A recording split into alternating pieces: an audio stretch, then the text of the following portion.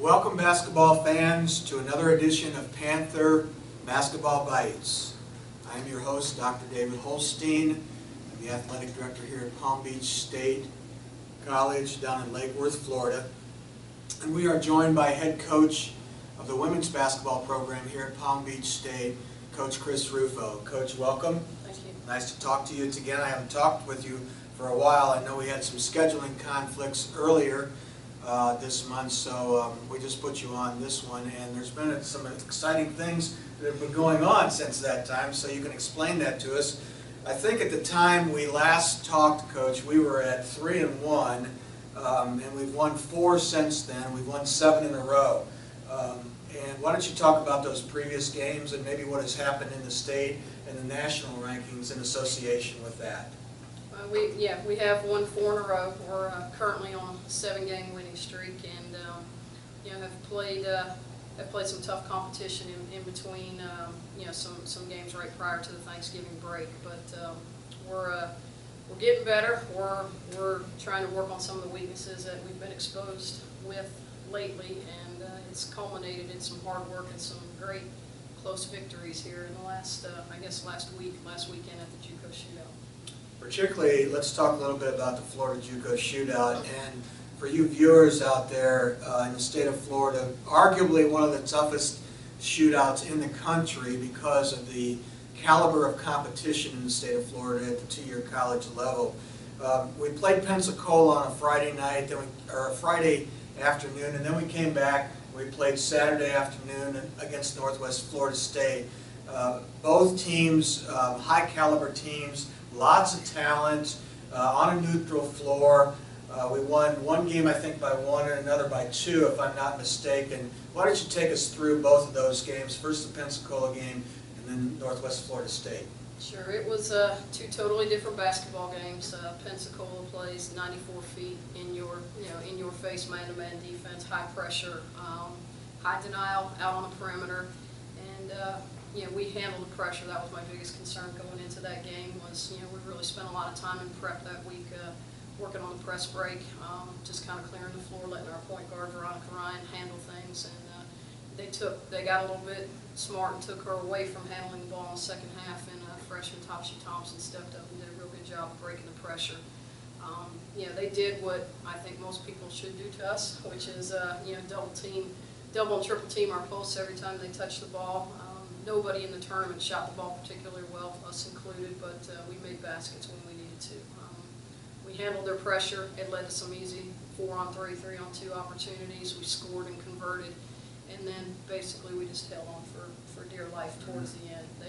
They started making some crazy threes with hands in their faces, and we missed some key free throws down the stretch. But I give our girls a lot of credit for hanging on and coming out with a victory, because I tell you what, I think Pensacola's going to be a very, very good team in the next 2 months. They're young, their interior play is very young, their guards are very good, and those young post players are going to get better and better. So I think that was a great win for us.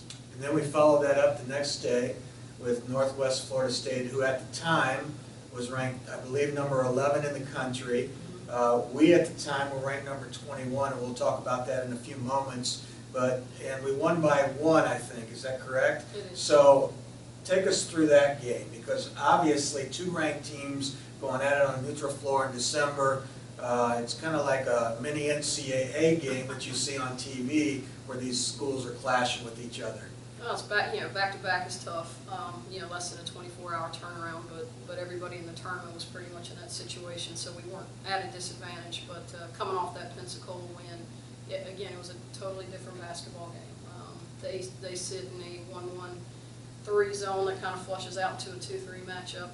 They did a lot of trapping in the corner, so we ran our zone stuff, but then they started trapping us, and we had some issues reversing the basketball. But they're big, they're long, they're lean, they're athletic. They played us one-on-one in the post, which was to our advantage early on. And unfortunately, our point guard went down at the 14:36 minute mark of the first half. Veronica Ryan, she's fine, good.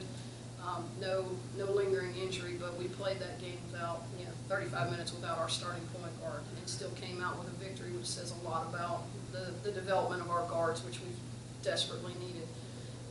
It was back and forth. I think we were up maybe 4 or 5 at the half. They made runs. We answered. We made runs, and again held on down the stretch. You know, Lexus Love made a free throw with 6.7 seconds left on the clock and put us up by 1. And they came down the floor and tried to get a shot off, and it fell out of the player's hand. And again, we hung on, but proud of this team. They're very young on the perimeter. That's where teams are trying to expose us. We're veterans in the post, and it helps when your bigs can handle a ball, hang on to a ball, and get fouled down the stretch. But again, tough weekend, and you know, I guess the good upside is I really don't think we're playing our best basketball yet. So that's exciting as a coaching staff. The kids are a little worn out right now, but you know, we've got quite a schedule here ahead of us right before the Christmas break, and we've got to regroup and keep pressing on. Absolutely, and that is for a young team, for you viewers out there, that is a confidence builder to go on the road as a young team and defeat 2 quality teams like Palm Beach State just has. And as a result of that, it gets a little more exciting because we jumped in the state poll and we jumped in the national poll. So now there's a little bit more accountability and responsibility to when they step out on that 94 by 50 foot for a game, which I'm sure you've addressed with them. Along with that, that's kind of a nice segue to what I want to talk about next, and that's the development of our bench and also the coming of age of our perimeter players. Because at the beginning of the year, you and I talked with Imani Smith, with Lexus Love, with Ashley Jones, with Alana Arias coming back. We knew we were solid down in the interior. Those people have been constant for us. We didn't know how good we were going to be at the guard position. Why don't you talk a little bit about the development of the bench, people coming off the bench and contributing, and also specifically about Tashi Thompson, Courtney Murphy, and Veronica Ryan. Well, yeah, I want to start with the bigs just because we do have that luxury. You know, we get to compete every day in practice, and the 2 that are competing and having the best week in practice will start, and that makes those bench post players a little bit hungry. So that's a luxury that we have. As far as the guards are concerned, I think they really grew up this weekend. Their numbers weren't great as far as scoring points, but I will say our guards are what kept us in and pushed us over the edge this weekend, which you know, that's been a worrisome spot for us. But you know, Veronica is as solid as they come. She's a coach's kid, which we all know. She's a prototypical coach's kid as a point guard, smart, heady, shoots the ball well, makes good interior passes, knows when to drive, knows when to pull, and you know, she had a great game against Pensacola. You know, handled the pressure. Tashi, you know, coming over from pretty much our shooting guard as our 2 or 3, and then came over and handled the ball a little bit this weekend. She's grown a lot in the last, I'd say, really in the last 2 to 3 weeks. She's used to just standing out there and letting people do the work to get her the ball to shoot it, and she shoots a very high percentage from the 3-point line. But yeah, I pulled her aside right before the Northwest game and said, you know, this is what you have to understand about college basketball. You don't have to score to do your job. I said, we need you, if you're not getting the shots off, if they're keying on you, we need you to pass the ball, we need you to handle the ball, we need you to make the entry passes. And she accepted that, did a really good job, and she did a great job for us on the boards against their bigs on the offside. And then Courtney Murphy really came into her own. Again, when Veronica went down against Northwest, her and Tashi both stepped up and accepted the role that they were unfortunately handed right there on the floor, no prep. But they grew up a lot, and I'm going to mention Maya Shepard as well, freshman from Sebastian River, one of our local kids. You know, Maya's probably the fastest kid that we have. She's probably one of the more athletic guards that we have in terms of offense and defense, and she really came in, played some big minutes, hit a couple big shots, and locked down some of their guards. She grew up a whole lot this weekend, as I think her and Tashi both did, and it was nice to see, and it's kind of comforting to know we have those 2 of those freshmen coming in and doing the job that we need them to do for us to excel. Let's go to the interior just for a moment, because we do want to mention that of your group we've signed another NCAA Division I player. Why don't you tell us a little bit about Ellen and where she's going? She signed probably, I think, the Tuesday before the signing deadline at Colorado State. She unfortunately broke her finger in a couple different places in the JUCO shootout was the first time she was out on the floor, and she's still trying to get back and getting used to playing with you know, a little bit of a splint and brace on her finger. But you know, she's got great size. She's 6'3". She's, you know, Colorado State has 8 European players on their roster, and she's going to fit right in. They play a perfect system for her, and she enjoyed her visit out there. It's a little different than Brazil and Palm Beach as far as the climate, and she'll have to acclimate to that. But I told her she gets to go buy a new wardrobe, so she was happy. So good, you know, just happy for her and Ashley. They're quality basketball players, but they're quality people, and academically both very solid, and that's part of it, and that's really what it's about. Absolutely. You've got one more road game, okay? We're tired of being on the road, trust me. You got one more road game, and then you got 6 in a row at home over the holidays. Why don't you take us through those games, and then we're going to talk a little bit about the Southern Conference and a preview of that. We're at Hillsboro on Friday. They gave us all we could handle here at home a couple weeks ago. We had a nice, I think, 15, 16-point lead, and then kind of went to sleep a little bit. Late there in the second half, started slinging the ball around the floor, but we certainly have a definite advantage inside, and hope to expose that, but we certainly have to answer the pressure that they're going to put on us. They're a 94-feet team. They live and die by the press, and you know, going to their place, it's a hard place to play. There's, you know, open end zones at both ends, but you know, this is going to be the sign of a maturing team to see what we can handle on the road, and also have a little bit of a target on our back now. Instead of us being the chasers, we're being chased. And then you come back to the friendly confines of the den.